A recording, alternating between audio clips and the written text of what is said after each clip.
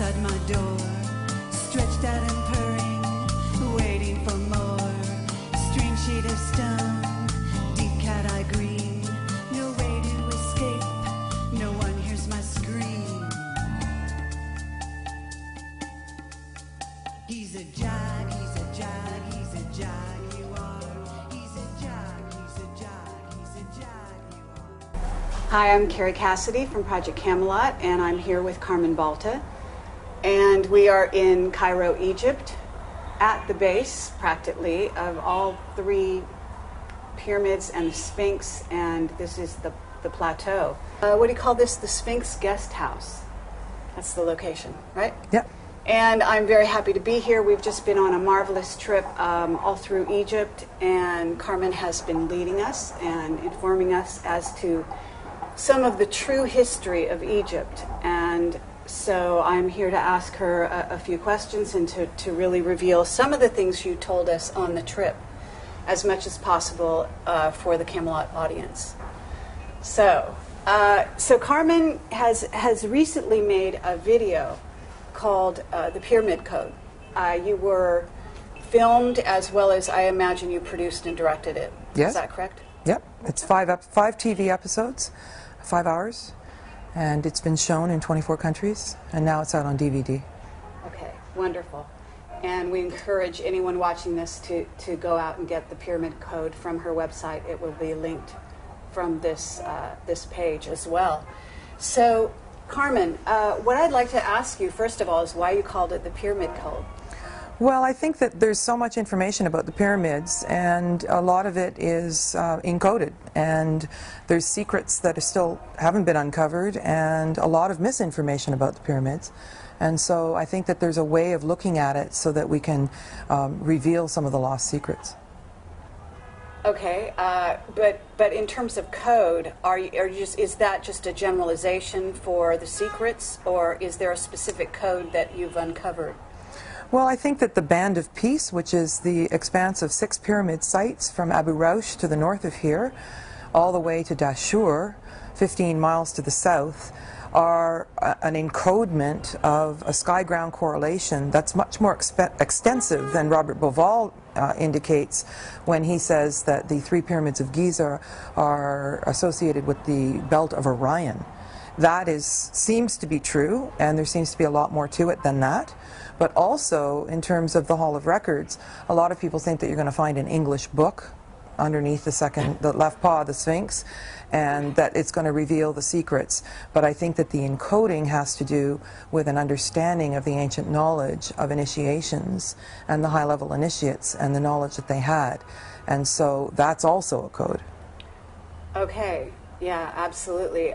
It could even be encoded in a sort of hologram, isn't that right? Yes, a hologram, but also hidden in plain sight. So there's many frescoes that are indicating things, and some people think it's stylized. And when you see 2 left hands, and that the Egyptians didn't really know, how to do the hands properly, without realizing that that in itself is also a symbol that has a source to it that's very deep for the Egyptians. So there's a few symbols that have been overlooked, and that haven't been deciphered, that really are keys to a whole world of ancient Egypt. So can you talk about some of that? And I'm also curious, just to backtrack a tiny bit, which is where you're talking about the piece, a piece configuration. Why do you say piece in terms of the placement of the 6 sites? Band of Peace. At Abu Ghraib, Hakim is an indigenous wisdom keeper, and he is featured in the Pyramid Code, and he left us 2 years ago, August. And he talks about how it was peace and food, that the peace along the plateau and the pyramid sites, the 6 sites, actually the peacefulness of the way the high-level initiates existed here and the work they did was actually food for the people. Peace was food. So the Band of Peace is indicating that, that it wasn't what we have now. Patriarchal ways of being and thinking that are warring, and one person fighting against the other and competitive and that sort of thing. The ancient Egyptians in pre-dynastic Egypt actually were matriarchal. And so there's a lot more to it than traditional Egyptology has been telling us. Right, and that's something that you bring to the table, which is really wonderful. And what I'd like to talk about is a little bit of the beginnings, how you became involved in Egyptology and your background. Maybe since you were a child, you seem to have had some kind of past life recall that brought you to this place. I started studying Egypt when I was a little girl, and I think my curiosity came from something that resembled a past life recall. And so when I was 6 years old, I was standing outside looking back at my family at a garden party, and suddenly it appeared a headdress and a necklace on my cousin. And I remember startling and looking and thinking, what was that? And then I turned again and saw a glow off my hand connected to the tree that I was standing near, and then I gazed back with a soft focus, and there was the same thing again. And I thought, what was that? And I heard this voice, don't tell anybody. But I was very curious, and so I started reading everything I could get my hands on, and then I realized that it was an ancient Egyptian headdress, and the necklace had to do with an outfit that a princess would have worn. And so after that, I was very curious indeed. And when I was 12, I found a book on my father's bookshelf that had a picture of the inside of the Great Pyramid, which gave me quite a startle, and lots of energy flowing through. And then I saw a picture of the foot of the Sphinx, which is right out the window. And my first thought was, how close can you get to it? And then I startled again and thought, well, why do I care? Like, why is that interesting? So I was still very young, and I went to my mother and I said, where's Egypt? And she said, I don't know. look it up in the atlas. So I looked it up and I went, oh, it's on the African continent. And, you know, how do you get there? She says, I don't know, phone the airlines. And so at the age of 12, I found out that tickets were $1,400 at that age, and even in that day and age, and I was making 25 cents an hour babysitting, and I pledged that I would come to Egypt. So I came for the first time in 1977, and there's been a lot of changes since then.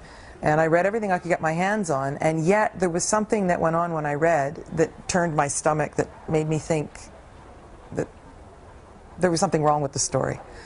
And so I came back in '94, and so there was a big gap in between from '77 to '94, and during that time I did an awful lot of research. But since then, I've come back 24 times.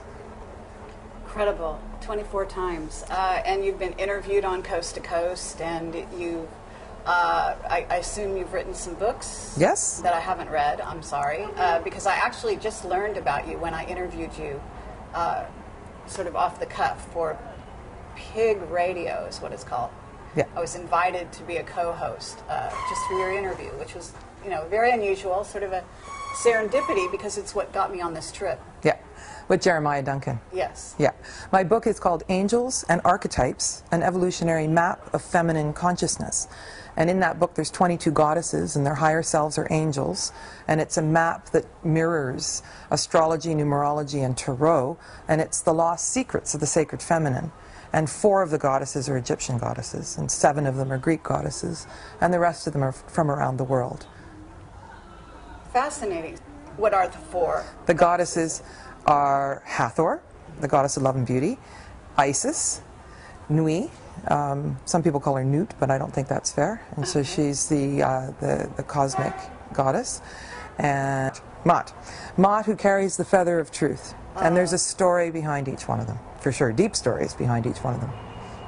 Okay, and it would be worthwhile for you to say something about each one if you are interested in doing so. Sure. Ma'at, she has the feather of truth in her headdress, and it was a very instructive story to the general populace, because the idea is that when you died, you were met by the jackal-headed god Anubis, who says, you're dead. And you go, I am? I feel exactly the same. And they say, check it out, your body's down there. And then they say, let's have your heart. And they would take your heart and weigh it on the scales against the feather of truth. So if you had done something immoral, stolen, or done something that was against humanity in some way, your heart would be heavy. And the gods that met you would say, we don't want you over here. You can't cross into the bardos unless you are light of heart. And so that was a way that the populace could live well and learn to live well. But later, in the later dynasties, when the Amun priesthood took over, you could buy your salvation, and you could buy these little Shakti dolls, and then Horus would hold up the scale and say, yep, you're good to go.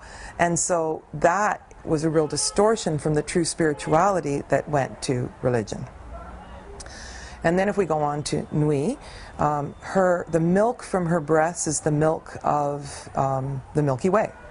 And so there's a sky-ground correlation between all of the pyramids, as I mentioned, from Abu Rosh through Giza, and then Abu Sir, and Saqqara, and Dashur. And all of those are a sky-ground correlation that parallel the Nile where it used to run. And so you can see the old riverbed, but now the Nile is 8 miles to the east. But it's significant that that configuration follows the configuration of the stars and the planets in the sky. And so how the ancients could have understood this is beyond most people's capacity to understand.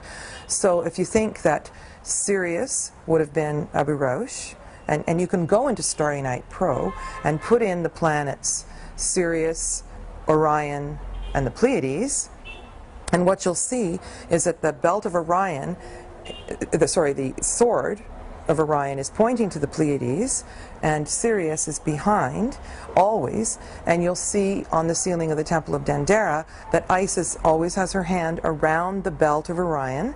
She stands behind him on the solar boat, and Orion's sword points to the Pleiades. Now what's significant here, they say Sirius is a dog star in the Dogon tradition, and a dog generally on the leash follows behind. Yeah, and the sword pointing to the Pleiades. But the most significant thing is that the alignment never separates.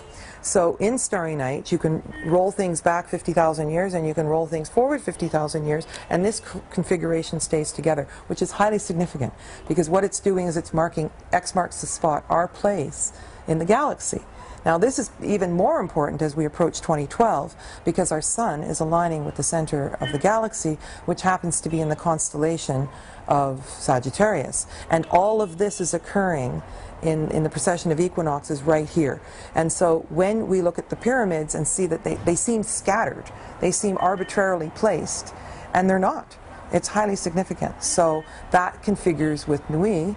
And so the other thing is that she measures cycles of time. So in the morning the sun is born, and at night she swallows the sun.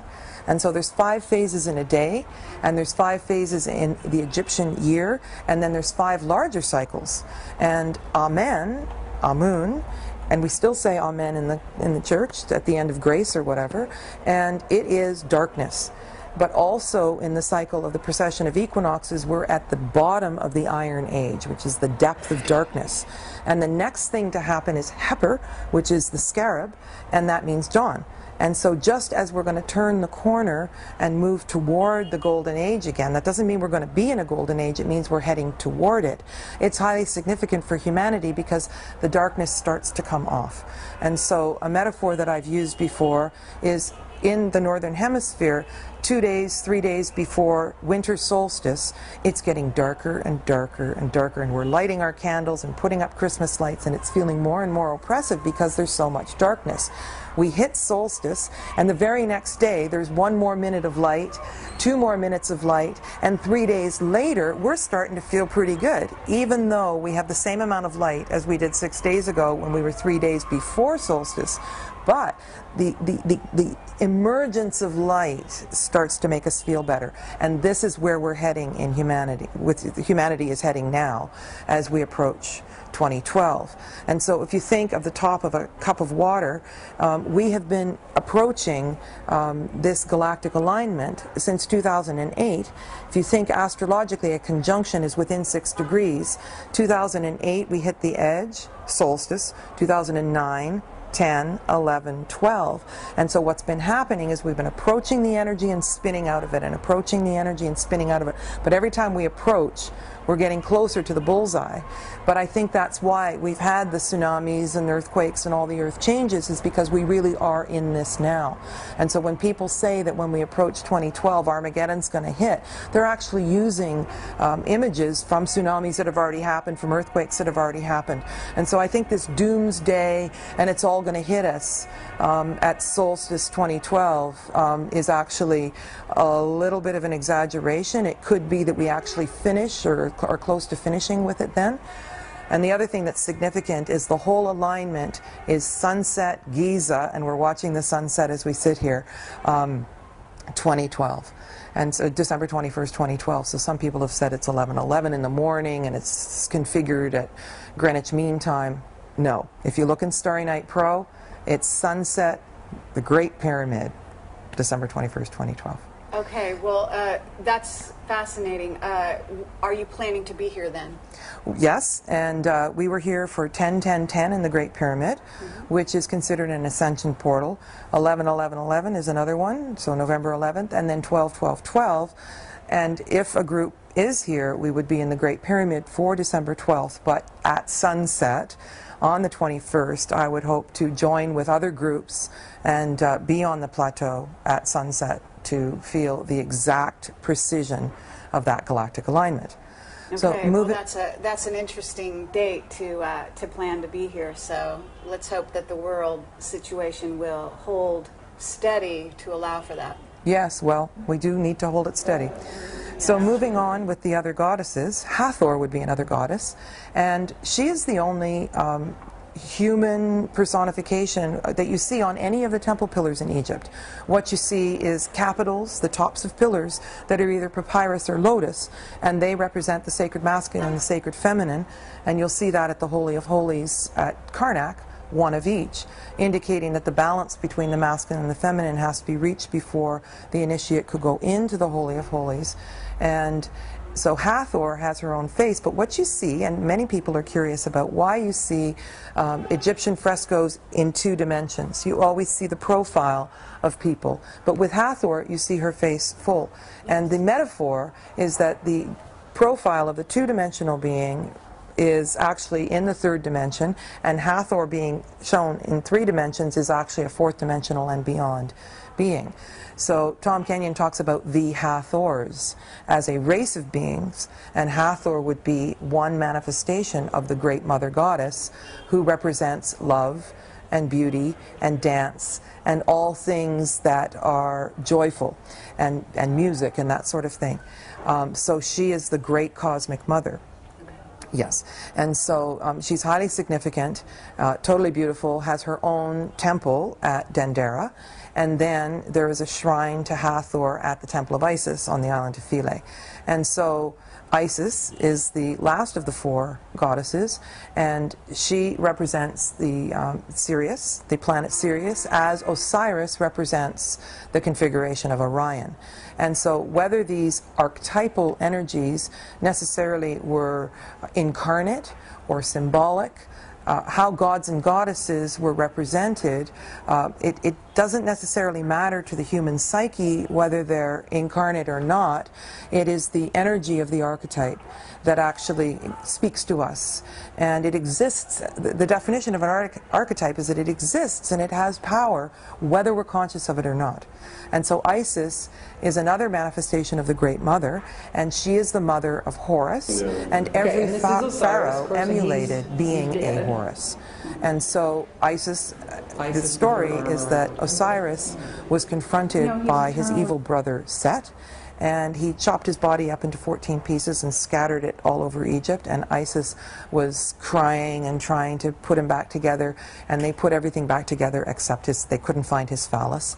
And at the temple of Dendera, where you see the 39,000-year-old zodiac, in the chamber right beside it, you see how there was some kind of magic that occurred that allowed a personification of Horus to lower himself down onto the dead body of Osiris and get impregnated so that Isis could give birth to the personification of all the pharaohs. But that's also replicated in Jesus and Mary Isis and the child Horus. So we see many replications of what went on in Egypt that have carried over into modern religions such as Catholicism.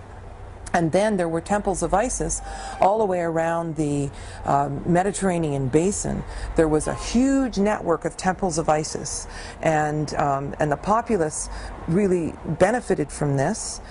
Sometimes she was even depicted as a black Madonna, and so this lent itself to the populace being fed and nourished by the idea of the gods and goddesses, by the idea of the story of Isis and Osiris and Horus. And so the goddess Isis continued in her importance for many millennia.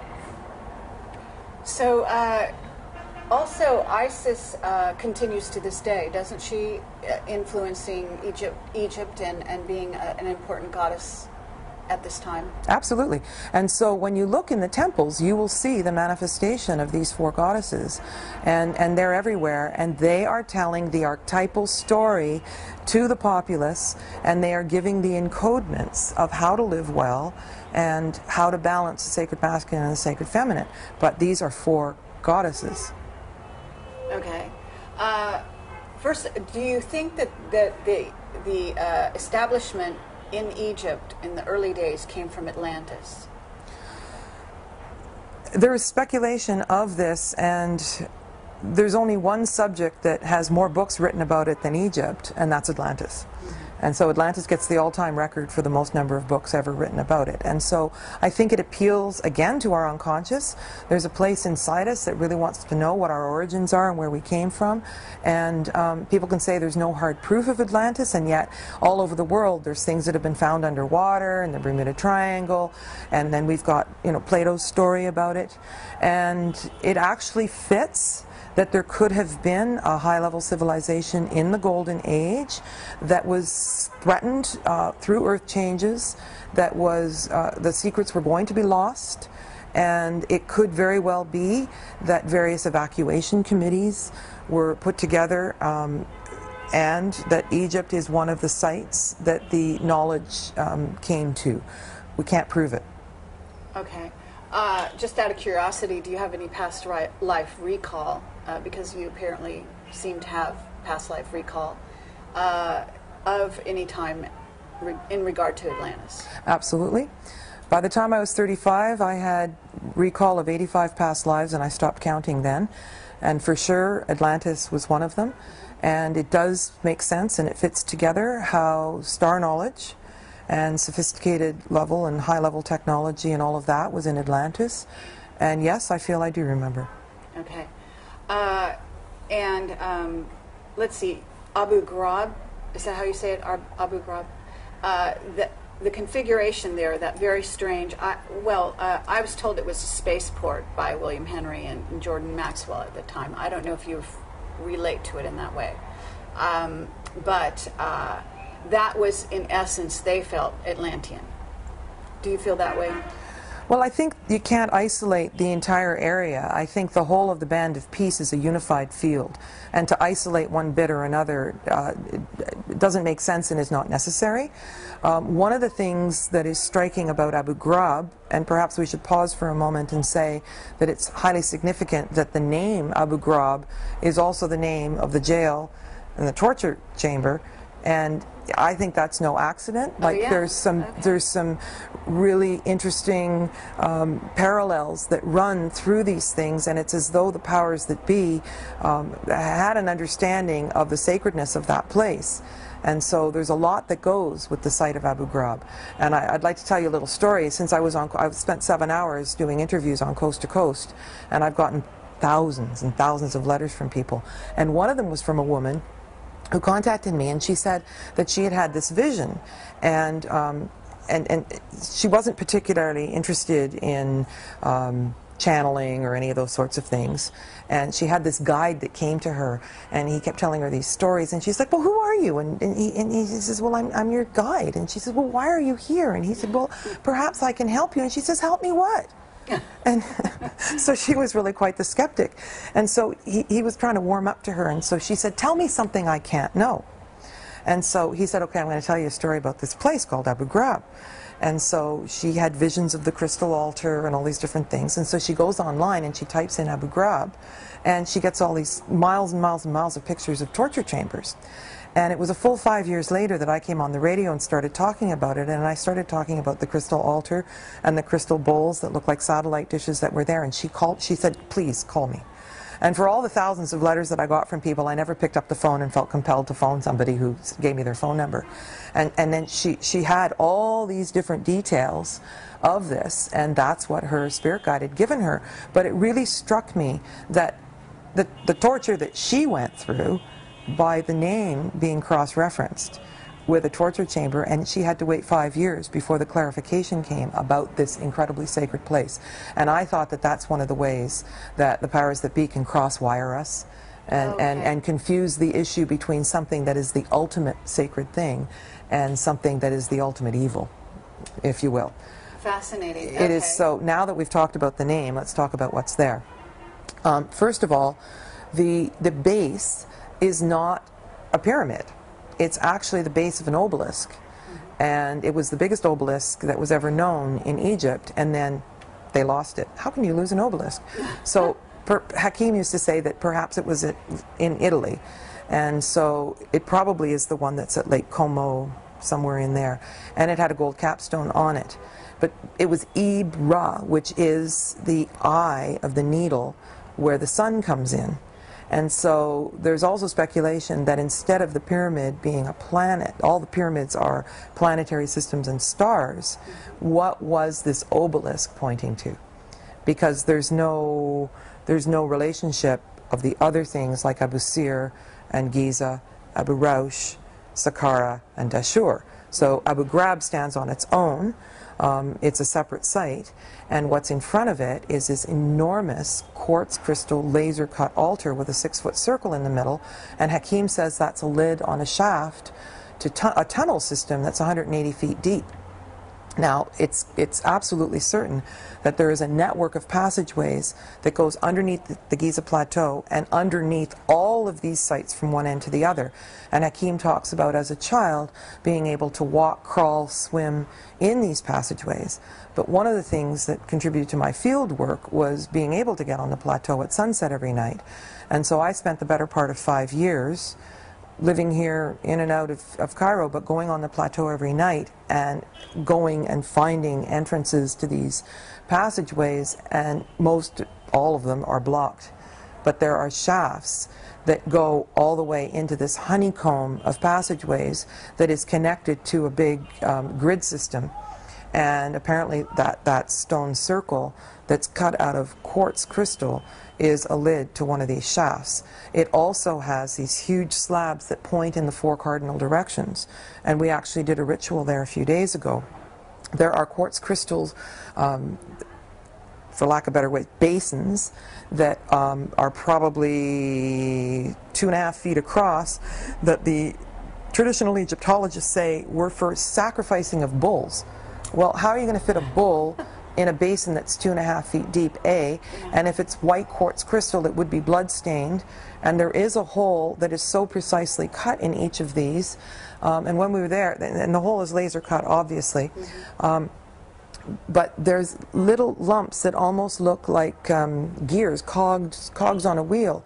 But what I noticed this time was that there was actually a little impressions, and Lead Scallion, who did the Coral Castle in Florida, he said that he held the secrets of the ancient Egyptians, and he was able to do anti-gravity and create this huge site with large stones, and he actually even moved it. He did all the work alone, and he had to have been doing anti-gravity because these stones that he was moving were several tons, tens of tons. Yes. Yes, and on YouTube right now there is a description of the physics of the speculation of what he might have done, and you see these circles that are divided up into divisions, and he put a magnet in between each of these little divisions. And so I hadn't noticed until 2 days ago that there's actually a little depression, and you could easily put something in these little depressions. And so it's almost certain that in conjunction with the schist disc, which is another artifact that I can talk about in a moment, that this would have had to do with anti-gravity and a high level of sophisticated technology. So this fits with the quartz crystal floor, which there's pieces of that are in front of the second pyramid. There's always a temple to the east of each pyramid. To the east of the step pyramid, there's a huge courtyard at Saqqara, and there would have been a quartz crystal floor that would have been 12 to 15 inches deep, open to the air, and polished. And so we have teeny tiny little crystals in an ADSL cable, in a CD, in a watch. Pretty much everything we have that's electronic works on these teeny tiny little crystals. And when you think about the expanse and the hugeness of the crystals that they were working with, you really have to start to wonder what the Egyptians were up to. Now the schist disc was made out of a thin green stone. It's got a hole in the middle and it looks like a propeller with flat pieces, but if you were to turn the thing, it would almost look like a helicopter propeller. And they say it's a vase for a lotus flower. Well, where do you put the flower if there's a hole in the middle? And why would you have a porous stone vase? But anyway, they don't know what it is. But it was actually found in a tomb at Saqqara. And but in this tomb, it was obviously a pre-dynastic tomb, and the grave had a skeleton in the fetal position, not a mummy. And it had little bits of pottery, old bits of not string, rope, and this disc that obviously didn't look like it fit with the rest of the grave goods. So the story on that would seem to be that the person who the grave belonged to would have found the schist disc somewhere, would have seen it as an anomaly and something special, would have kept it as a sacred treasure and was buried with it. But I think that it's really misunderstood how that fits. Now, Hakim said, and we've also found evidence of tubes of stone that are hollow in the middle that were the same shape and size as the schist disc, and there's also these reflective devices that are almost like shields that come down, and so they would have reflected. And when we think about sound and light technology and the use of water, zigzag patterns in the honeycomb, all of this fits together, and it would have vibrated at the sound of the hertz of the earth at the time, and so all of this in combination. And we haven't described all the bits and pieces, but it would have contributed to high-level technology that existed in coordination with many other pieces of high-level initiates working in conjunction with this equipment. Absolutely, and some of that is mirroring the work of Michael Tellinger down in South Africa, as he's starting to find that sound is a real part of the stone circles down there, and that it could be responsible for generating an electromagnetic field such that resonates within the stones and could have been used to do certain things. Yes, I did go down to South Africa on the invitation of Michael Tellinger, and I was shooting a trailer for a possible new documentary, and there are prolific stone circles. They do ring like bells. It's very curious indeed. And they are extremely numerous. They are rounded, which reminded me of Malta and various places where there were loosely packed stone circles, which is a completely different construction than Giza. Yes. But the roundedness lends itself to some kind of matriarchal, we don't know, and it's impossible to say. The stone circles now would have had to have been reconstructed. You can see underground from the air that parts of them would have been buried and then dug up again and reconstructed. They would be very old indeed, but you can't really perceive what they are from the ground walking around.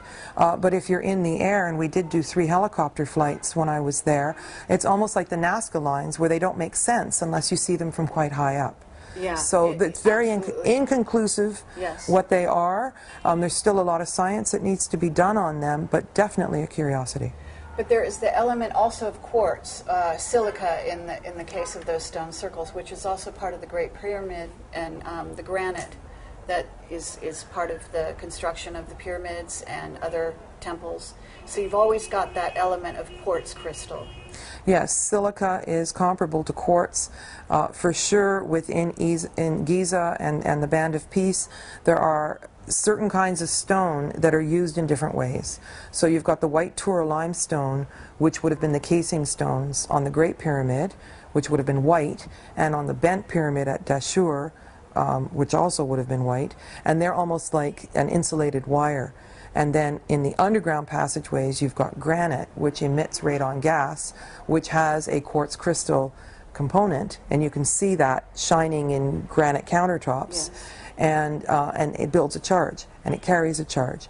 And water moving in zigzag patterns would have carried a charge. And then you've got sandstone, and you've got basalt, and there's various types of stone that in different combinations would have had a different purpose to build a charge and then to release the charge. So as the charge would build in the water, then it would move up the ascending passageways in the Great Pyramid, and what was happening is the hydrogen and the oxygen water molecules would be able to blow apart, and then they could harness the hydrogen and create a passive form of power. And so all of this was known to Nikola Tesla, and his Tesla Tower had very similar features to the construction of the Giza Plateau, including being built on a limestone aquifer.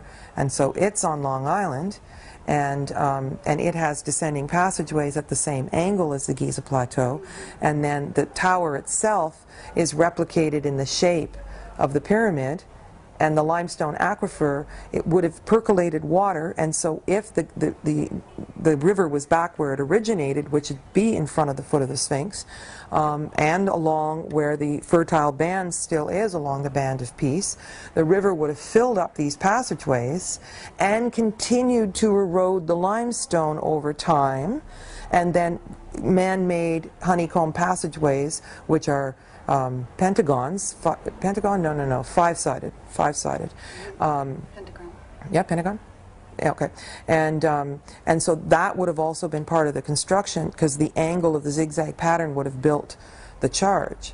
And so it's also been said that Tesla knew the secrets of the ancient Egyptians. Leet Scallion knew that. And so there's a percolation through of people who actually remember how this worked. Hakim's one of them, but he also understood this through the indigenous wisdom teachings and through the old Suf language.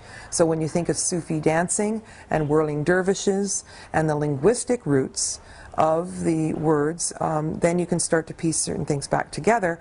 And one of the things that Hakim was always certain of was that the priests and the priestesses were the ones who worked with water.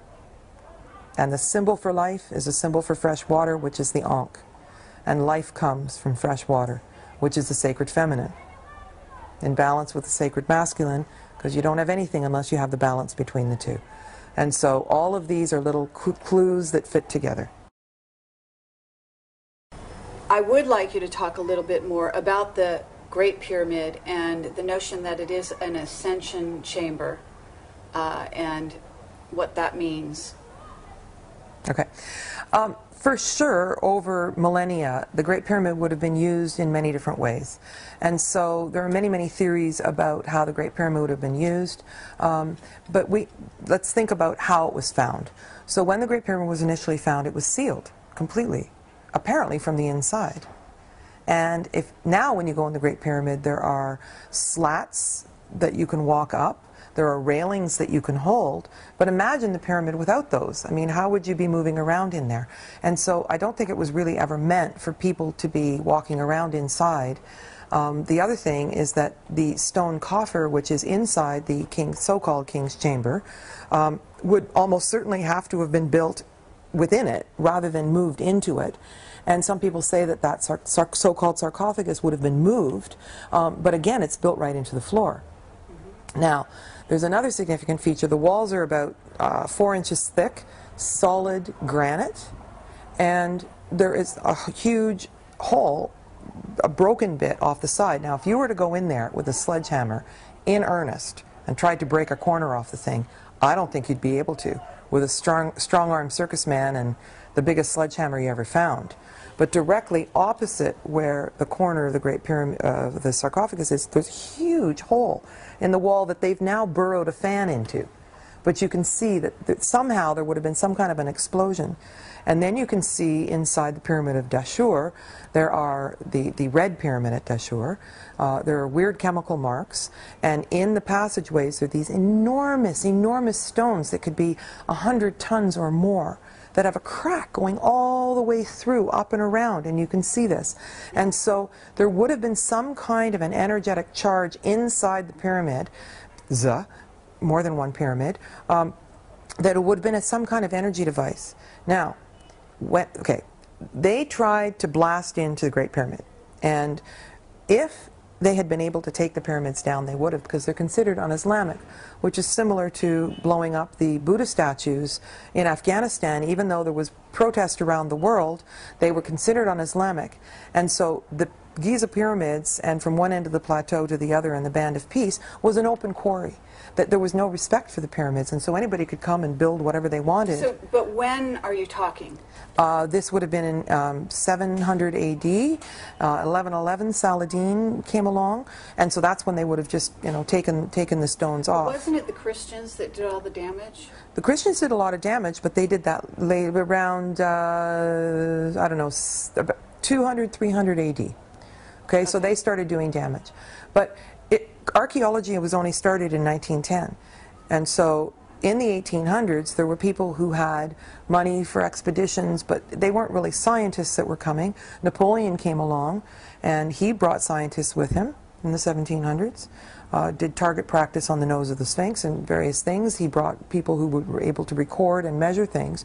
But the pyramid hadn't been penetrated, and they actually used explosives trying to get in. They couldn't figure out how to get into it. Okay, so they took off the casing stones, they blew it up, and there are places where you can see that there actually was an explosive, but you still can't knock the pyramid down, even with these explosives. But they still couldn't get inside. And then a stone dropped, and they could hear that there was an echo, and then thunk, it landed, very much how they found the Dead Sea Scrolls, right, where they heard that there's something was there was a space. And so that's where they did the forced entry. And to this day, when you go up the stairs to get into the Great Pyramid, you've been in, it's a very irregular passage that literally was cut by hand, and then it opens up into the Grand Gallery. Right. The Queen's Chamber is directly in front. The pit, or the subterranean chamber, goes off to the side, and then you keep going up the Grand Gallery, and the Davidson chambers are accessible there, through another passageway, which they say is the dating calendrical part of the Great Pyramid, into the so-called King's Chamber. When they finally got in there, what they found inside the Queen's Chamber was a kind of chemical residue, and inside the so-called King's Chamber, white powder, like monoatomic gold, as the late Lawrence Gardner would talk about. So what were they doing in there? And how did those chemical compounds end up in there? And why monoatomic gold? Because monoatomic gold changes its properties, densification properties and gravitational properties. And so there was some kind of ceremonial work that was done in there. Somehow the pyramid was sealed from the inside. Now, since people have felt the energy, they've put the slats in and the railings, and people have gone in and they've felt different energies in there. And this time we actually did an experiment with the 37 people, measuring the photonic emissions from the people outside in a neutral field, and then within the Great Pyramid, we measured the radiation fields inside, and I don't mean nuclear radiation, but I mean subtle forms like would come off the granite and the radon gas, and then we measured people outside in the same situation as it was in the pretest, looking for a scientific way of explaining the effect that the Great Pyramid has on the human aura, on the human energy field, and whether or not it actually lasts. And so the pre-test and the post-test, the post-test was the day after we had been in the Great Pyramid, and is it possible that the energy fields in there actually are doing something to the human body? So we're coming back to the idea that it's a multi-purpose chamber.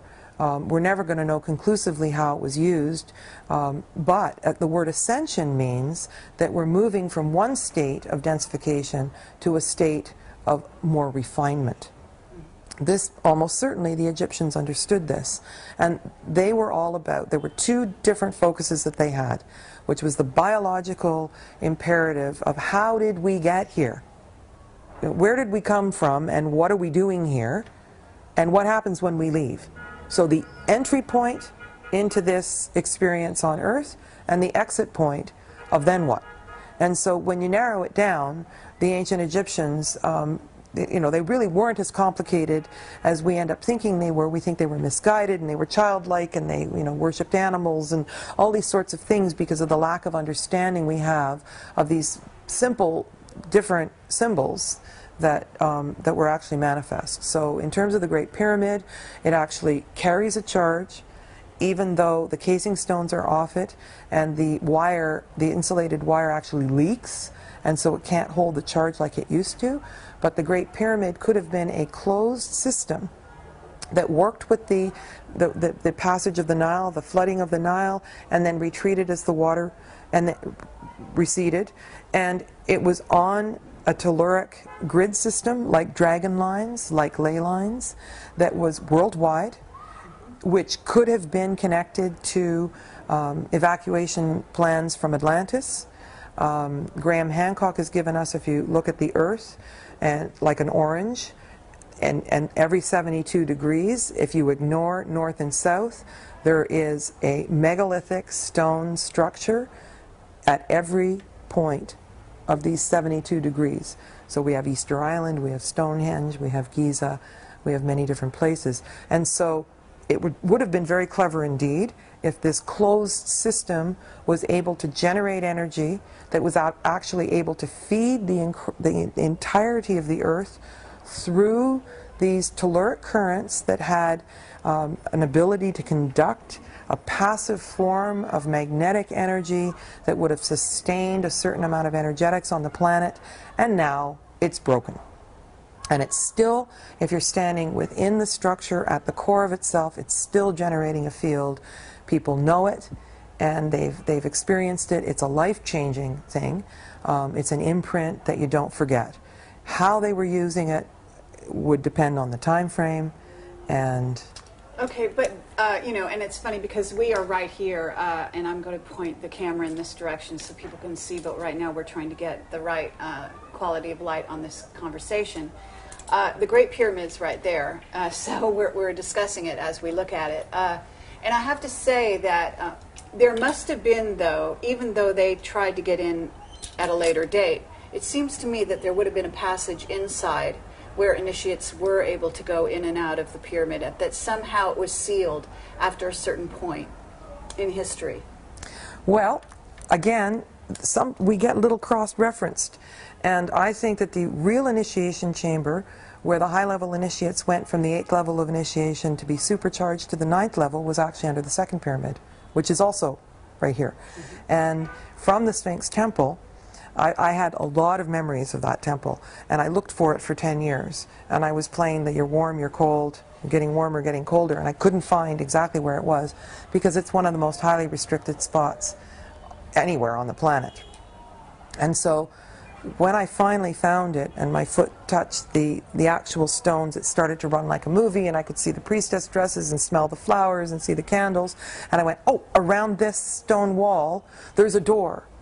And that door is a passageway, a narrow passageway that goes all the way under to the initiation chamber under the second pyramid. And I went around the corner, and there was a metal plate that size right under. And it was a narrow passageway that wouldn't allow you to stand up. But when you think about magic carpet rides, the little silk carpets, there was a way that they could levitate, they could fold their energy to stop, they could lift their energy to float along these passageways, and that was part of a ritual of an initiation. So not the Great Pyramid. The Great Pyramid possibly was sealed, and it was a machine doing its own thing, but it's a whole different thing in the second pyramid, which could have been an initiation chamber. And Hakim is the first to tell you that the second pyramid was seen as the Great Pyramid. And then, and in some places it looks more dominant and it looks higher, depending on the angle that you're looking at it. That is true, and they've closed. I don't know. I believe that they've closed the Queen's, what they call the Queen's Pyramid. They've closed it. Well, my understanding of the Queen's pyramids are the 3 auxiliary pyramids to the south of the 3rd pyramid and right here to the east of the Great Pyramid. The 2nd pyramid is not, I don't know of anybody who calls it the Queen's pyramids. The Queen's pyramids are these 3 ones over here. I've always thought of it. But they've closed, okay, over the last decades, they've always had at least 1 pyramid closed. And it's the intention of the Department of Antiquities to close all the pyramids to the public forevermore. Right. And so the fact that we were able to get in there and do a private meditation on October 10th, 2010 here was actually quite fortuitous. So we can't take for granted that these pyramids are going to stay open to the public. Right, but my question is actually in the 2nd pyramid, I assume you've been inside. Yeah. Yes, and it was open for a time, but it's closed now, isn't it? All I'm saying is that they always open and close things. Okay. So over these 25 trips, there's been a different pyramid open and closed for restoration at various times. But I've been in there several. When it's open, I go in. It's been open several times. Yes. Okay, but it's just an interesting, you know, because this is Project Camelot. We're always looking for conspiracies and reasons behind things, you know, as to why they do what they do. And there's certainly a plot going on here in Egypt in terms of what's being rolled out, in my opinion, after this is my 3rd time here, and after comparing all the evidence and the fact that they do close them, and they close them at odd times and make sure that they're not all 3 open simultaneously, there might be a key there. That's all. You know, it's an interesting dynamic. You bet.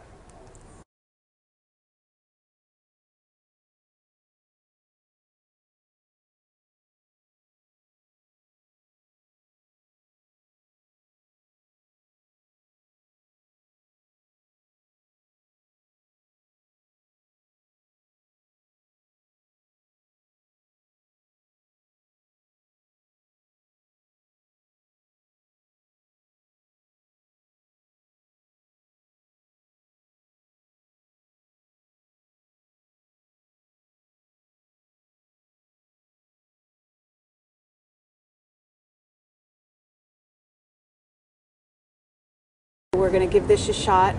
Hopefully the sound will maintain itself. Where we were was talking about, and we've got the prayer, the sound of the prayers going on in the background, so that's all very interesting. And they're only getting louder. Okay, but I think that they should mellow out pretty soon. I mean, it's great atmosphere, in my opinion.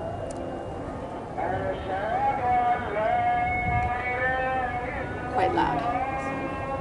It's also Friday, so the prayers go on longer. I see. Because Friday's their holy day.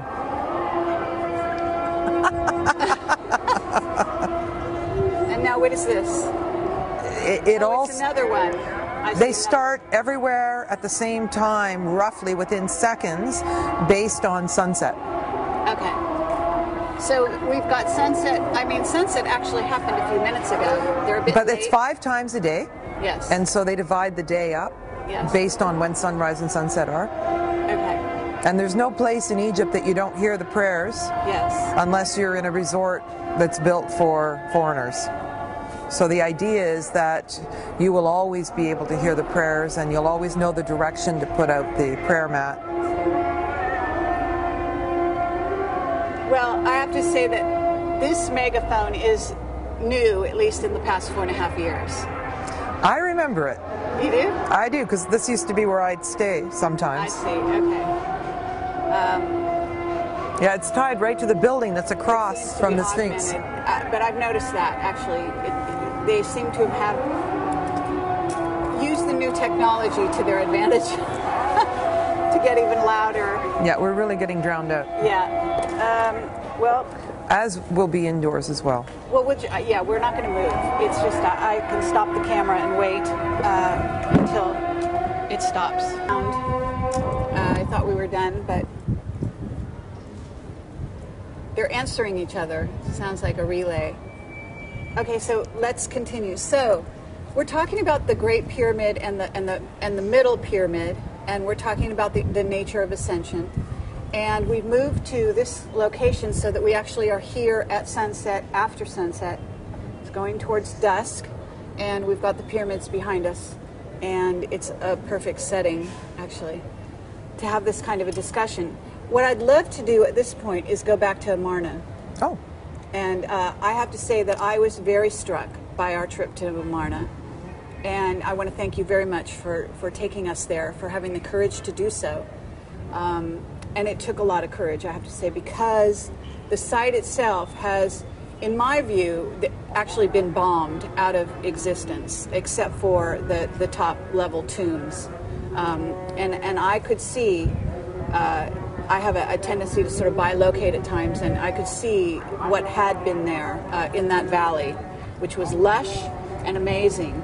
And going into Nefertiti's palace, her portion of the palace, as well as the other palace, extraordinary feeling there. And I would love to hear how you kind of landed on Amarna and understood what was going on between Nefertiti and Akhenaten, and what we know the party line is one way, but I would love you to bring that, your version of what you understand of what really went on. Okay. I feel very close to Amarna and to the royal family. Nefertiti Akhenaten, King Tut, was born and raised there. And Nefertiti Akhenaten had 6 daughters. And there was a situation in the 18th dynasty where Amenhotep III and Queen T, who were Akhenaten's parents, who were starting to get a little disgruntled with the power that the Almohad priesthood had.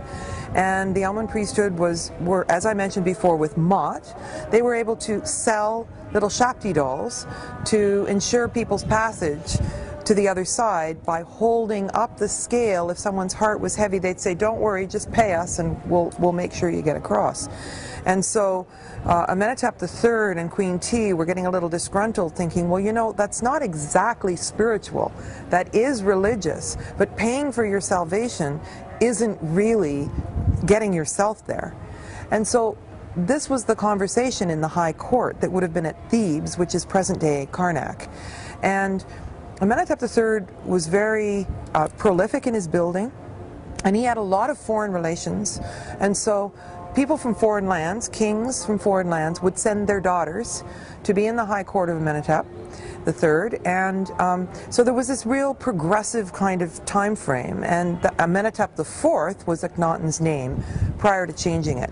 But once his parents had instilled this idea that it was time to get rid of the corruption, move beyond the corruption, and actually start over, they planted the seeds inside Nefertiti and Akhenaten, and Nefertiti was actually co-regent. So Akhenaten changed his name to get Amenhotep, Amen, the Amun priesthood, out of his name, and to change it to the Aten, which was the solar energy of the sun. And so over time there was a decision to reestablish the capital at Amarna. All right, so the Amun priesthood was corrupt, but there was also something else going on. The ancient Egyptians measured the movements of the planet Sirius, and there's evidence now that Sirius actually could be part of a binary star system with our sun. And actually there's a passageway in the Great Pyramid that always points to Sirius. And if you look at the extragalactic grid and run it again in Starry Night Pro, everything revolves around Sirius. So the Sothic cycle was actually 1260 years. And each time it went from one end to the other, the capital would change from Heliopolis, which is near the Cairo airport now, and Thebes, which is Karnak. And so this was one of those times. So Akhenaten and Nefertiti were alive during the time when this changing of the guard was supposed to happen. But because the Amun priesthood was so strong and so dominant in terms of getting half of everyone's grain to be given to the temple in order to ensure a proper burial, they were completely out of control and completely corrupt. And so as co-regent, Nefertiti, ruling with Akhenaten, and in the court of Amenhotep III and Queen T, who are the grand figures that you see at the entrance to the National Museum, they decided what would happen if we started over. So they divided the distance between Heliopolis and Thebes exactly in half. They crossed the river to the other side of the Nile, and they decided they were going to start over. So plans were made, the architects were brought in, and a completely new society was started that was based on the acknowledgement of the sun, harmony with nature, beauty, creativity, and it was actually perfection. So there was flowers, everyone was happy, there was a real sense of discipline and honor and respect, and everyone was in a true state of spirituality. Well, before they moved there, they closed the temples of the Amun priesthood.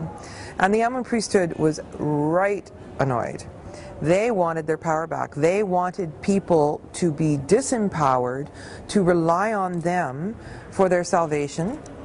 The Nilometer was at every temple, which was the measure of how high the Nile would flood, and there was notches. The more water came with the flooding of the Nile and the silt, the more fertile the fields would be, the higher the production of grain. So they always knew a few months before, at the flooding of the Nile, which corresponded in July to the heliacal rising of Sirius. And so Sirius appears to go beneath the horizon for 70 days, and then it would come back again, the Nile would flood, the harvest would come after that, and it was known how much grain there would be. And the populace was to give half their grain to the temples, to the Amun priests, to ensure their salvation. Well, after the temples were closed, Nefertiti and Akhenaten had their populace with them. They said, you don't need to do that, just live here, honor the Aten. Amarna was then called Akhenaten, which is the horizon of the Aten, and the rays of the sun had little hands coming down to hold and nurture the populace, and so the whole system was different. Meanwhile, in the background, the Amun priesthood, who had remained in Thebes and in the rest of Egypt, were plotting, disgruntled, wanting things to go back the way they were. And so to this day, they say that Akhenaten was a heretic, he was crazy, he was deformed, he had a disease, and the Amun priesthood had the whole story on religion. They understood how the gods worked, but that's not really how it went. And so it's really curious to me, with my past life memories and having gone there many years ago and seen it run like a movie, very much like my experience at the Sphinx Temple. And my stomach would turn every time I would read all of these other stories. I mean, what do you mean he was crazy? It was beautiful. What do you mean? Spirituality is a much better idea than this silly religion where you pay somebody and the disempowerment of people instead of the empowerment of people. I thought they've got to be wrong. The ideas that were embraced by Nefertiti and Akhenaten made sense. And the energy and the creativity in the populace and the beauty there was unsurpassed. And the tragedy to me is we haven't had peace since. Okay, but there was a plot, and what I want to do is sort of unravel that a bit, if possible, in terms of not only the killing of Tut, King Tut, but also his father, Akhenaten. So how did Akhenaten die, first of all? Well, first of all, there's no way that I'm convinced at all. Having been at Zahi's press conference, I knew he was going to try to say that Akhenaten was Tut's father. And there's absolutely no way. And we've done the family tree, there's been psychic archaeology, there's people who remember. I knew that Zahi Hawass, head of the Department of Antiquities, was going to try to do that. I was at the press conference. They did not do the DNA testing with the mitochondrial DNA and the X chromosome. They used the Y chromosome, which is the boy chromosome, instead of the matrilineal line. And there is absolutely no way that it is a conclusive proof. But the other thing is Akhenaten, I think, would have shared a similar fate to Osiris. And the Amun priesthood was so angry, they did plot. They did infiltrate Amarna. And they slowly poisoned one of Akhenaten and Nefertiti's daughters. And that led to the absolute, unconsolableness of Akhenaten. And so Tut most assuredly was raised in the high court. He was prepared to be of the Amun and the Aten. His name was Tutankhamun. And when there was a real shortage of boy babies right the way through the 18th dynasty, in the high court of Hatshepsut, again, she became pharaoh. She was queen and she became pharaoh because there was a shortage of boys. So there was some kind of genetic anomaly happening. Most of the royal family, including Tut, Akhenaten, Nefertiti, and some of the other sons and daughters, had distended skulls. They had Asian eyes. There was definitely a genetic anomaly going on. So, you know, was the father. I take issue with that. I don't think it's possible. Yes, Okay. and absolutely, I would agree with that. But my understanding was that perhaps, this is where it gets very interesting also in terms of whether Tut was related by blood at all to Nefertiti and Akhenaten. Well, I think for sure he was part of the High Court. I think that it's entirely possible that Queen T and Amenhotep III were his grandparents. Okay. Okay? But there's a missing link in there. And when they say that they're using the DNA from Akhenaten, we have no proof that they found Akhenaten. It's my conviction, just right down to the cellular level, they're never going to find Nefertiti and Akhenaten. When they say the mummy of Akhenaten, and they're showing on YouTube, on the National Geographic site, they're looking at a skeleton. In the 18th dynasty, all of them were mummified. Okay? And they say mummy, and you're looking at a skeleton, and they expect you not to notice. Okay? There's something wrong with that. Okay? Now, if you read as much as I've read and go through, you know, archaeology at the university level, at the PhD level, and look and look and look and look and look, there is no conclusive proof that they have Akhenaten. So how you can take the DNA and prove that it's Tut's father is not possible. And you cannot trace the lineage through the Y chromosome. Okay, the matrilineal line, the way it worked. The dynastic Egypt started in 3113 BC, which parallels the beginning of the Mayan calendar. All of Egypt was matriarchal prior to that. But the throwbacks from the matrilineal line were evidenced all the way through the dynasties, because the pharaoh, even in pharaonic times, had to marry the daughter of the pharaoh before him in order to keep the blue blood, the matrilineal line, going through. Mitochondrial DNA, which just really came into the scientific community not that long ago, is like tree rings, where if you take my father, me, and my son, and you, we would see instantly that the three of us are part of one family and you're part of another family. You could see instantly that my son is younger than me, I am younger than my father, and my father is the elder, because each of the transitions through the X chromosome of mitochondrial DNA, small mt, capital DNA, is about the leaving of the generational line. Okay? And so you would be able to tell if they're part of the same family. Now, there's a problem. Now, the other thing is, if you look at somebody like Ramses II, who was in the 22nd dynasty, his tomb had 67 rooms. King Tut's tomb is teeny tiny. And then next to it, there was a cache, C-A-C-H-E, of mummies found. And tomb robbers came and unwrapped the mummies and put them back in different boxes, and they really lost count of who was who and how it all worked. And then they seems to have taken all the furniture from Amarna and shoved it into this very small tomb and said, ta-da! But Tut was only ruling from the age of 8 to 18. And then they say they use the medical model to examine the tissue of the mummy of Tut. So they say he had a club foot, he had a cleft palate, he walked with a limp. Well, wait a minute, he was an enlightened being, he was perfect. They say, oh, and Hatshepsut was obese. So they're looking at the medical, oh, you have high blood, oh, we're going to give you medication. It's all the medical model. Well, that's not what was going on in the 18th dynasty. They were incredibly pure beings. And so, yes, Tut was raised in Amarna. Yes, he was part of the royal family. He was trained to walk both roads, so that at the fall of Amarna, he was taken on. But as soon as they found out that he was truly of the Aten, and he was only posing as being of the Amen, they knocked him off. It didn't take long. They got a hole in his skull. Oh, no, no. Lots of mummies have holes in their skulls. So this is, to me, a fabrication. I don't know what their agenda is. Well, I knew their agenda was to make the association. But they're not looking at it from a larger perspective. They're not including the matrilineal line, the matriarchal concepts that you need in order to understand what was truly going on throughout dynastic Egypt and all the way through pre-dynastic Egypt, which was most certainly matriarchal. Okay, there are some lights. Can somebody hit the lights? In regard to Akhenaten and Nefertiti, how long did they rule? 18 years. 18 years. That's it. That's it. That's a lot. That's a lot? Well, it's not as much as Ramses II, who ruled 65 years, but okay. 18 years is a good run. Okay. And what I was wondering is, how soon into their reign did they move to Amarna? Well, it started out where Akhenaten was co-regent with his father, Amenhotep III. And so co-regent means ruling together. And so Amenhotep was a very strong pharaoh, and so he was passing the reins slowly until Akhenaten was able to take them. And as soon as he got the reins on his own, he joined with Nefertiti, and then he was co-regent with her. So I don't think there was a time when Akhenaten was ruling alone.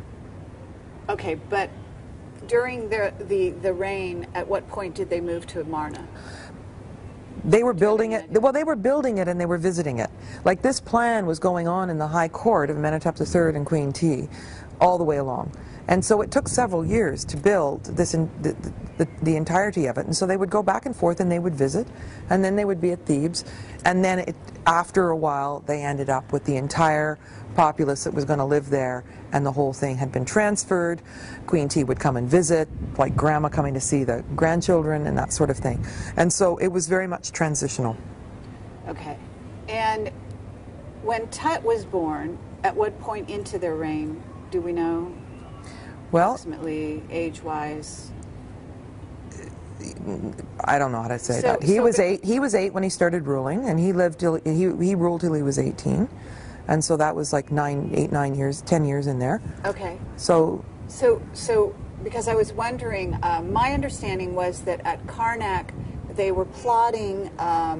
Obviously, you're saying they were poisoning Akhenaten. No, his daughter. Slowly. How did he die at that point, or do we know? Is that no? She died, but then he became inconsolable. Right. And he knew that the Amun priesthood had infiltrated, and so it was the beginning of the end. And so it was the beginning of the end. Everything started to deteriorate, and they were plotting and really trying to take over. So once the Amun priesthood were running Horemheb, okay, so there was and that's who you see in King Tut's tomb. And I was the vizier. He was not royal. Okay, so Tut was the last of the royals. And then Smenkhare married the eldest daughter of Nefertiti and Akhenaten, and he ruled for 9 months. But what was happening is the espionage was going along, and they were trying to take over the dynasty. And Horemheb was horrible Heb. He was like a miserable one that was attached to the Amun priesthood. They wanted to open all the temples again. They did. And then they ruled with an iron fist, and they came and they demolished Amarna. So Amarna is one of the only places where there aren't layers. And so even to this day, you see a Muslim mosque inside the Luxor temple. Layers and layers and layers. Temples underneath temples even here. There was a temple of Isis toward the left shaft of the Sphinx's paw. And it goes on like that. So Amarna, they just absolutely, you've seen it. They flattened it. Yes. And everything is gone. They broke up all the pieces of the building, and they put them together, and they called them teletats, little blocks that a single man could just pick up. They took them to Karnak, filled up the pylons, and it was only when there was an earthquake that they found any of it. And so they absolutely came in and took over. They reestablished the old ways, and they say they reestablished the gods, but that's also a misnomer, and they were trying to say that, you know, Nefertiti and Akhenaten had monotheism. They still had Isis and Mot, the principle of Mot, and the storyline of Osiris and Isis and Horus, and all of that. Nui, the cosmology, they didn't get rid of any of that, but they recognized the solar power and the whole idea of the regeneration and the importance of the sun. And the Amun priesthood was all about, we're running it, people know nothing, people are not empowered on their own, and they just reestablished things the way they were. Okay, so at a certain point, though, something must have happened to Akhenaten, or because when they took Tut to Karnak, and he basically took the throne, didn't he take the throne at Karnak as opposed to Amarna? Yes, and so I figure that they killed him, and that Nefertiti walked away. very much like Mary Magdalene, just walked away, and she was never heard from again. She probably changed her identity, and we don't know for sure, but like when they say, you know, they think they found the mummy of Nefertiti, I say no. And whoever they found that they thought was Nefertiti, Fleming, whatever her name was, that it was doing the red-haired lady, and they understood Queen T and all that. It was someone in the High Court. It was someone who knew Nefertiti. But they're not going to find Nefertiti and Akhenaten. That's just something that I feel a very strong conviction in my bones. Okay. And I think that Akhenaten probably met the fate of Osiris, that was cut up to pieces and thrown into the Nile. They don't have him, and I don't think they're going to find him. Okay, and my intuitive take is that they were of ET lineage, and that that each one actually represented a different group of ETs because their physicality was very different. Akhenaten and Nefertiti each. Well, you stood there in the National Museum in the Amarna room, and there is a figure of Akhenaten and there's a figure of Nefertiti. Some people say they're both Akhenaten, but they do have a similar thing. They almost have two belly buttons.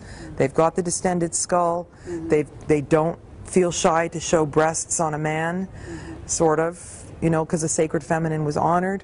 I don't know that they were that different. Maybe they were, maybe they weren't.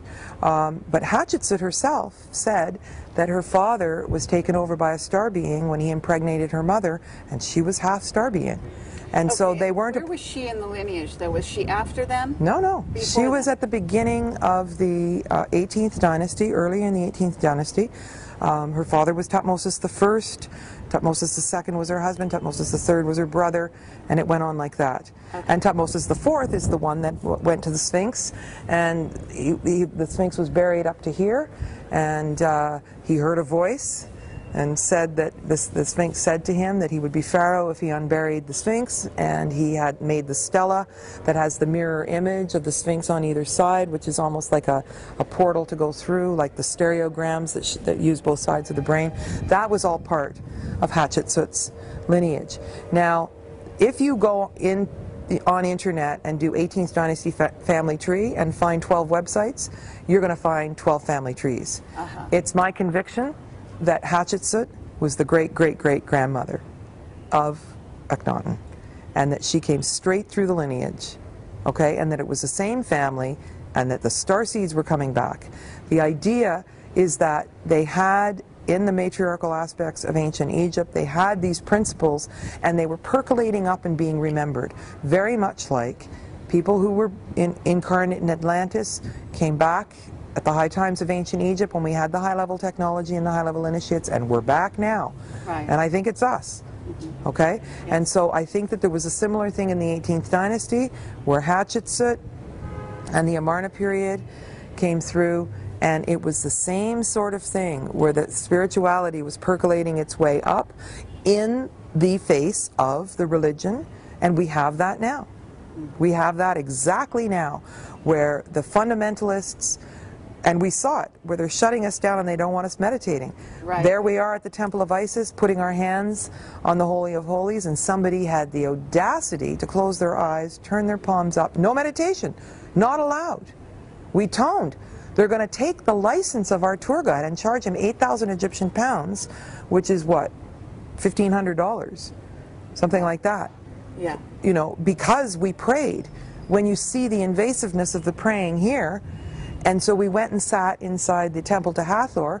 We closed our eyes, sat quietly, and turned our palms up, and we were told it was illegal. That's right, that meditation was illegal when we were told to stop right away. And how is peace and peacefulness hurting anyone? Exactly. How is sitting quietly grounds for anything illegal?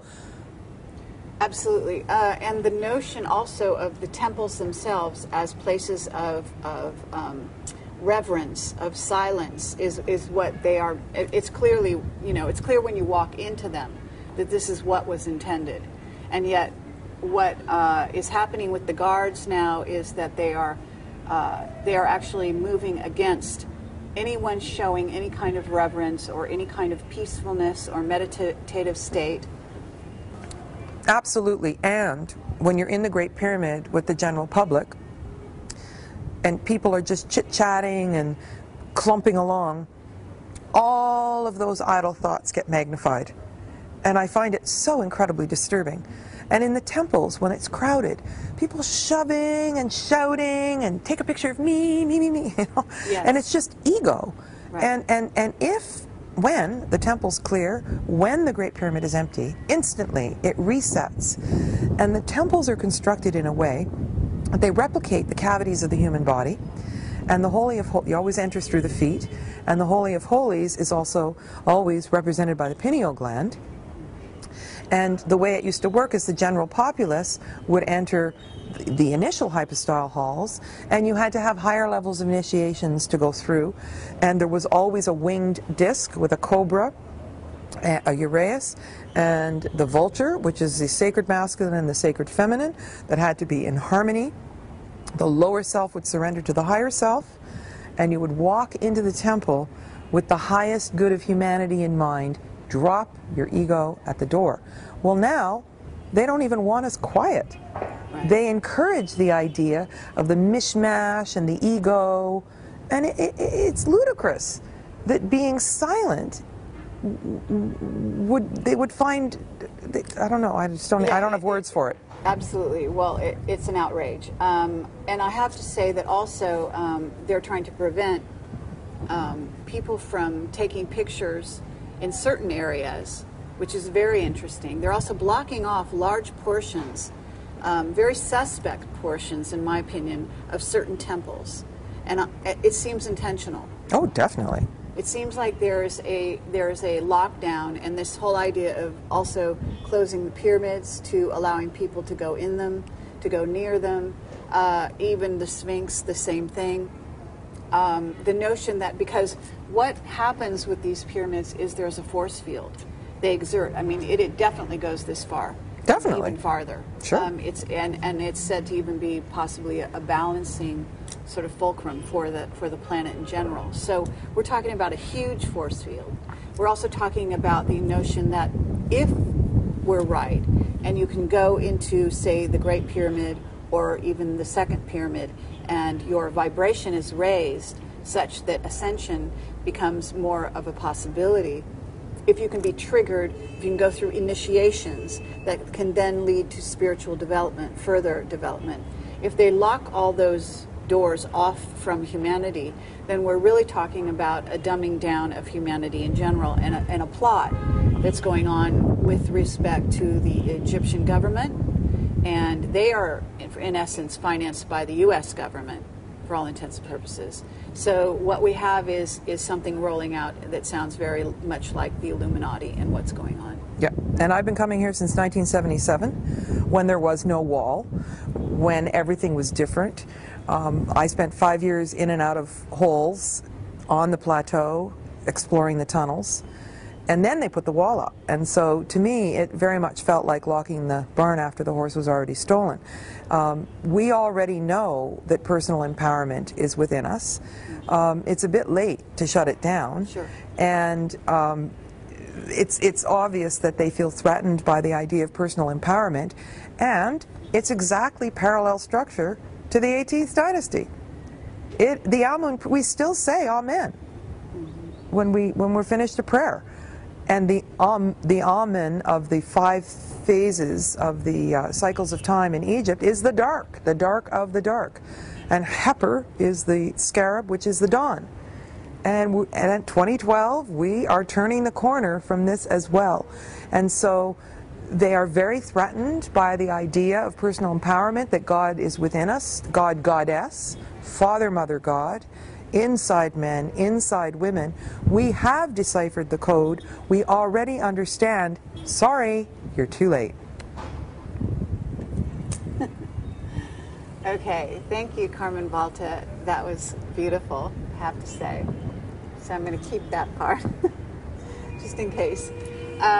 Okay, yeah, absolutely. And what also seems to be going on, though, is that there are some signs and symbols within the pyramids, within the code of the pyramids, I should say, and the placement and the fact that there are signs on the faces of the various temples that all point to a transition between life and death. that is not considered in current religion, and that the Egyptians understood more about death than is understood currently on the planet, in my opinion. And could you address that? Well, first of all, in the ancient language, which was called Suf, and Sufism is related to that, and whirling dervishes are still here, and that's Sufi dancing, in a way. In the ancient Suf language that Hakim knew from the village of Abu Sir, which is just down the road, the indigenous wisdom keepers told him these stories and taught him the language that wasn't written down. There is no word for death.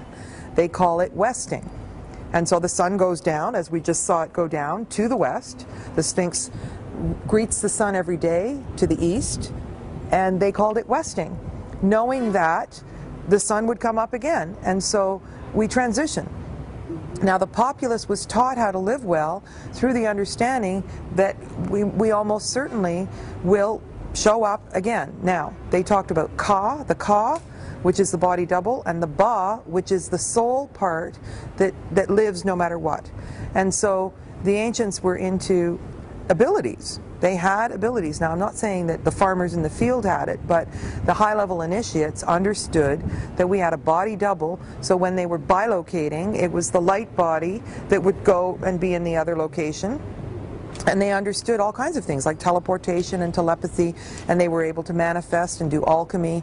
All of this was part of the transmutation of the atom, which was metaphorically occurring in the machine of magnetic power, passive, non-polluting power in the Great Pyramid. But also, we are 70 to 80% water, so the transmutation of the atom was occurring within the initiates. And so these abilities, they had the Ka, okay, that would bilocate, but the Ba was the part of the soul that lived on. So when Anubis met you and said you're dead, you go, I am, I feel the same. Well, the part of you that drops the body, that lived inside the clothing of the body, is still there. So the ancient Egyptians understood this, which is why they wanted to know how to navigate the bardos. And so it's said that there are 7 bardos, and it takes 7 days to navigate each one. And so it would take 49 days for the soul to kind of figure out what's going on, to pay the respects. And there was a judgment day, which is replicated in Catholicism, but it wasn't judgment of you, that I'm going to judge how you are and what you did. It was the judgment of the self and the fair witnesses. So when you see the shape of the knees up and all of them either holding the feather of Ma'at in a row, they were fair witnesses. They would sit and observe while you judged yourself. How do you think you did in the evolution of your own soul? That was what was important. And so when you go into the Valley of the Kings, which you're not allowed to speak in, then they put you into silence when you have to, when it could be that you could be instructive and explaining what was going on there. Then no guides, no one's allowed to talk in there. And so it's like again, it's just to cross-reference so that we don't understand what they knew. You should also talk a little bit about the fact that you yourself are not supposed to be our guide, technically. That that we have to have an Egyptian guide who is basically the one who's supposed to be speaking. Yes, and they're trained and they memorize all of the stuff about Ramses and Ramses in the 19th, 20th, well, the 19th dynasty was Seti's, but you know, 20th, 21st, and 22nd dynasty was Ramses, 1st, 2nd, 3rd, Ramses, who discovered that he quite looked like Amenhotep III and a race, you know, and so it's all the warring, and they cut off the hands of the enemy, and you see them holding them up by the hair, and then they have the sacred feminine, and they have the storylines of what was really going on, but it's almost like this adjunct, you know, and the rest of it, you know, conquer and all of that, and it has nothing to do with the true spirituality. And so this is what the guides are trained to tell you. And so when I stood here and listened to a few guides, I just felt my stomach turning. I felt like I wanted to pass out. They'd say, you know, this is Ramsey, and I'd go, who said? You know, and I had this voice inside my head, and then I'd be arguing with myself like, what, who's talking, and why do you think you know anything here? But the fact of the matter is that they want the patriarchal story coming down that's replicating the idea idea of the Catholic Church that power over, not power from within. And so if I'm giving an explanation in the National Museum, there are guards that stand there that will shut you down. They'll shut me down. They'll tell me, no, madame, not allowed, no speaking. So if you're chit-chattering and saying, take my picture, you're allowed. But if you're making sense of ancient Egyptology in a true way that's about self-empowerment, they will follow you and shut you down because they want the old story. And I looked into becoming a traditional guide, and you have to memorize the script. And it's all about Ramses. And you can say New Kingdom, this and that, and Old Kingdom, but you're not really supposed to even know the story. It's insidious, yes, and it's brutal. And we still know that there's a truth that exists anyway, no matter what they do. Okay, well, the truth is inscribed in the temples, if you look close enough. And certainly you're an expert at doing that. And I thank you for that. And I think that more people who can watch this video, watch the Pyramid Code, can start to get a clue that there is something going on, that there is a history that they don't know, that has been hidden from them with regard to Egypt. And the interesting thing is that as we get closer to 2012, even in the last 4.5 years since I've been here, there's a huge upsurge in tourism here.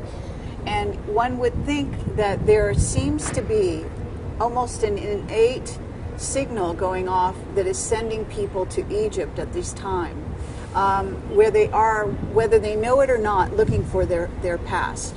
And that they may be keys to ascension here that they are hoping to find, to trip into. Unfortunately, the guards are not trained in this knowledge, but you are.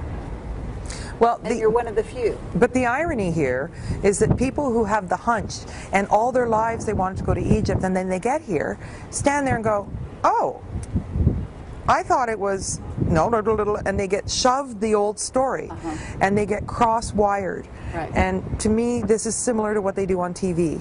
And I've given the example before because I think it's so clear.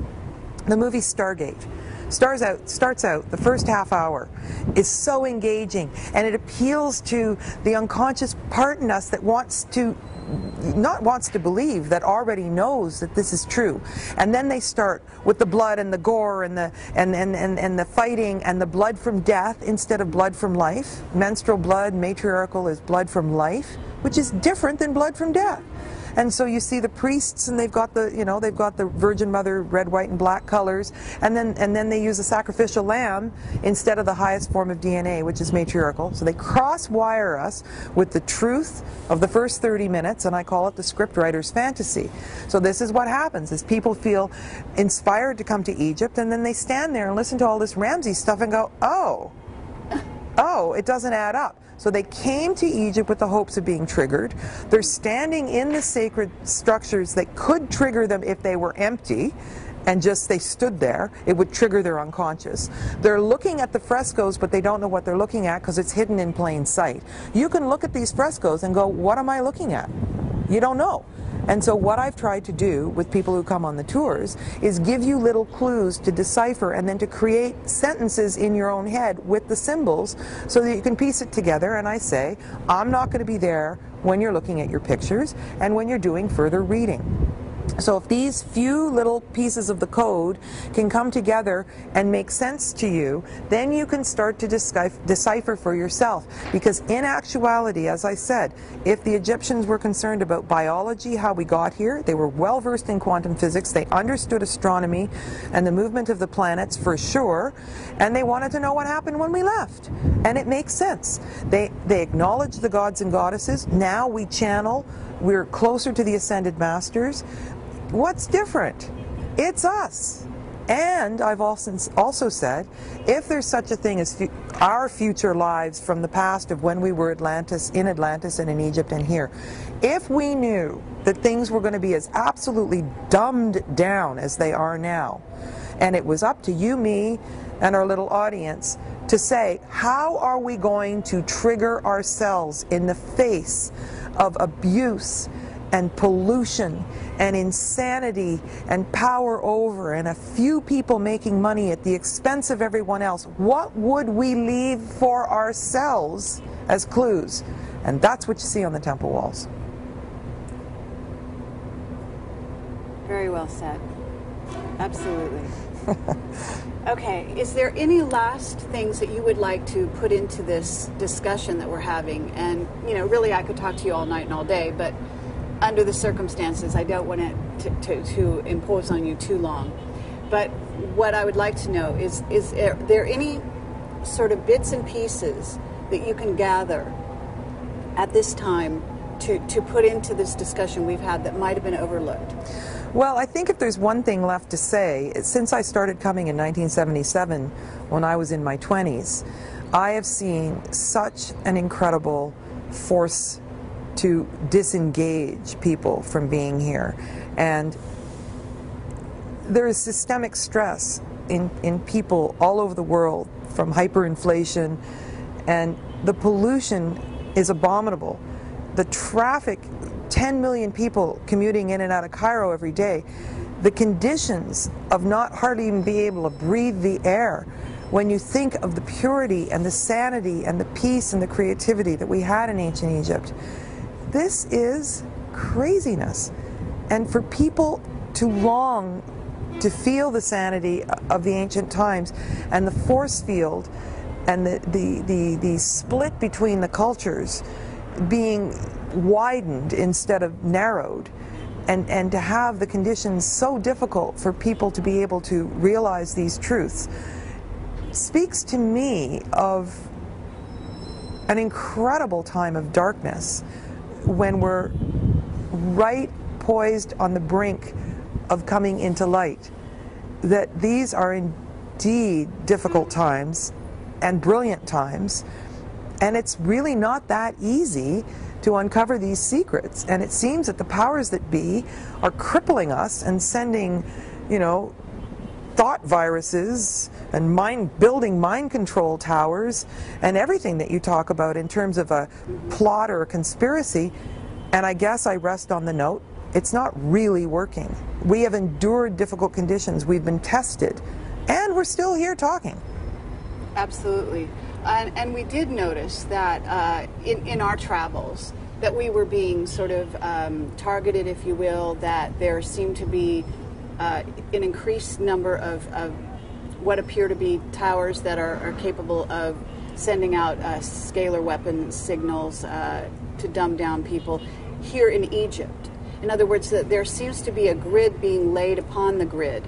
Yes. To redirect the energies in certain ways that we have no idea what they're doing, but there seems to be some concerted effort to change the directions of the ley lines even. Well, and not only that, how many policemen got on the buses with us with their AK-47s, and how many guards and watchmen have to be there, you know, with their uniforms while we do a ritual that we then have to pay for, because it used to be that Abu Ghraib, we'd go through, and you'll see it in the pyramid code, there's no booth, there's no gate, you go through this mango grove, and then they turn it into charging us thousands of dollars to go do the same thing, and we have to bring a whole busload full of policemen with us to protect us when there was nobody there in the first place.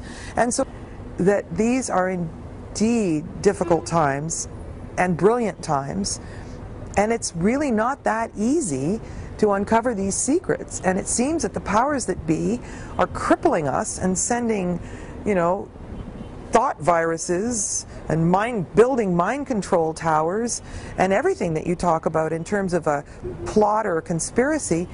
And I guess I rest on the note, it's not really working. We have endured difficult conditions, we've been tested, and we're still here talking. Absolutely.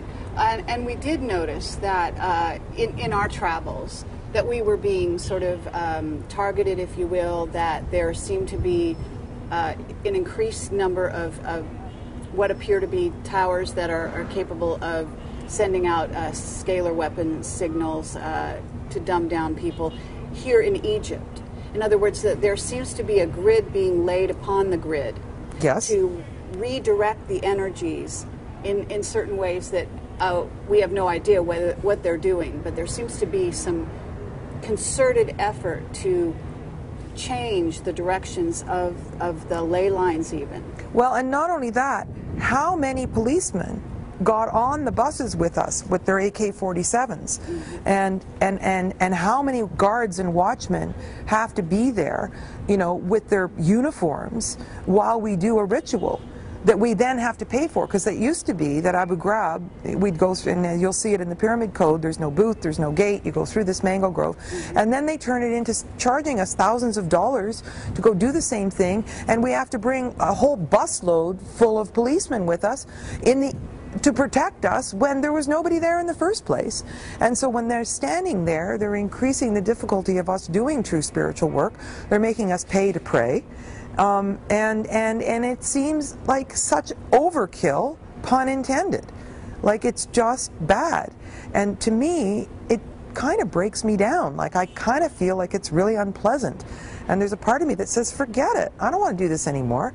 But the thing is so many people want the truth and want to come to Egypt with me, and I've managed over 14 years of leading tours to pretty much protect people and have them see really wonderful places, and I feel like, you know, I'm getting tripped, you know, and getting my, you know, tripped and tied, making it impossible, you know, and the level of spiritual people who managed to come did feel perhaps a little tired by the difficulties we had, but they are very resilient and they bounce through, they see straight through to the truth, and we survived, thankfully. But everybody was challenged, and it shouldn't be so difficult.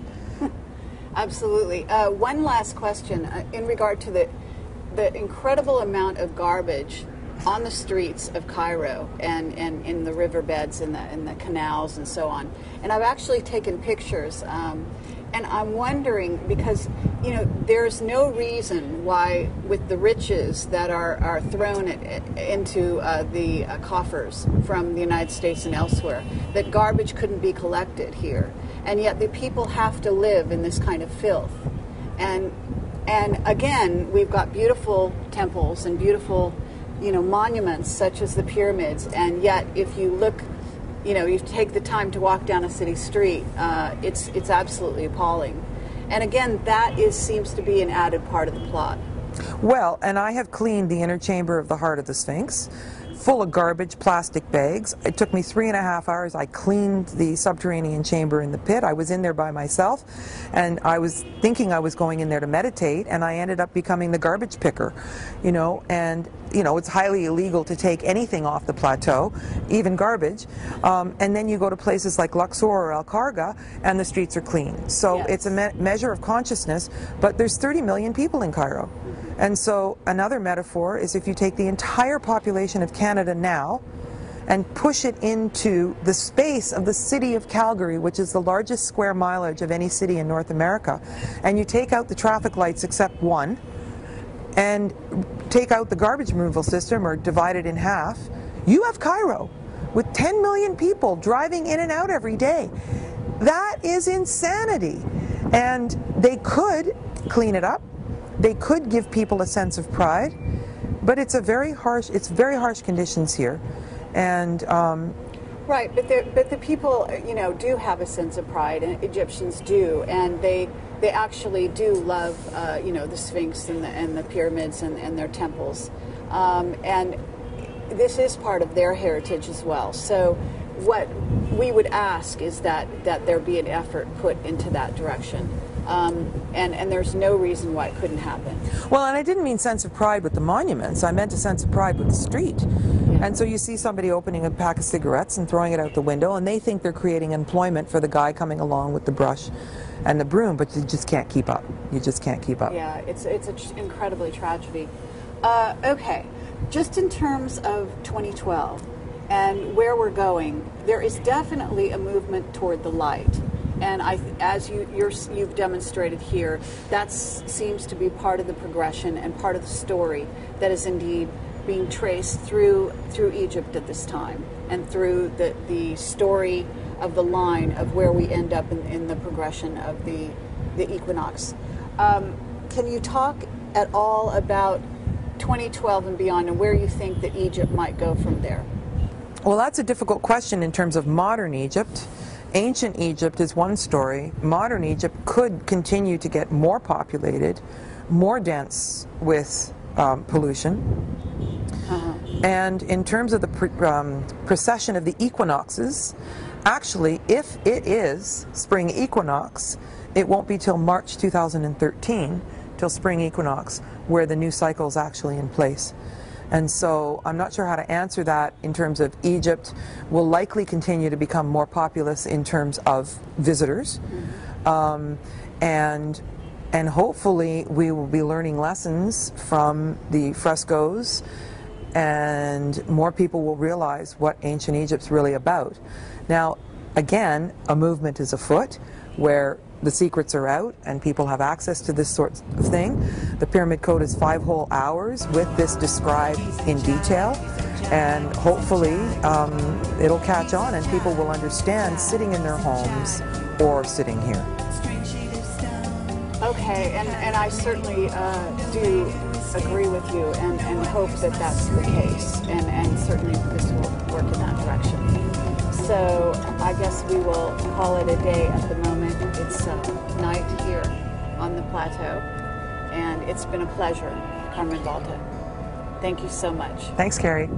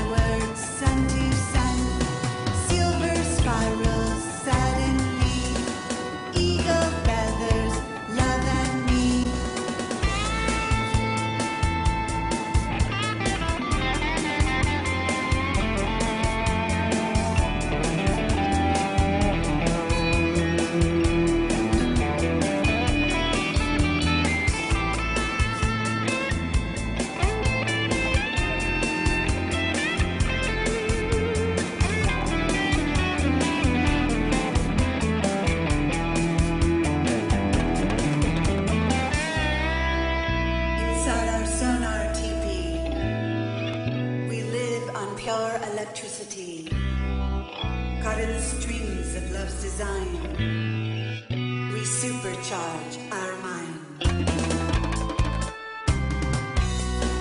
Ego branches, one by one, soaring skyward, sun to sun, silver spirals, light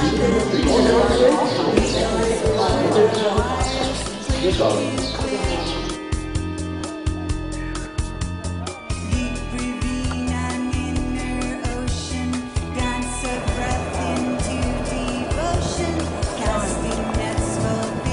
What?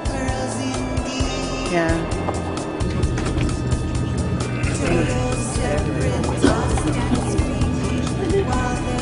Morning everybody, it's Martin Sphinx.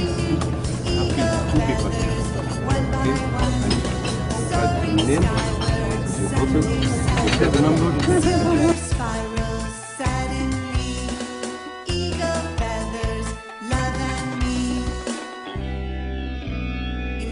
Sonar TP.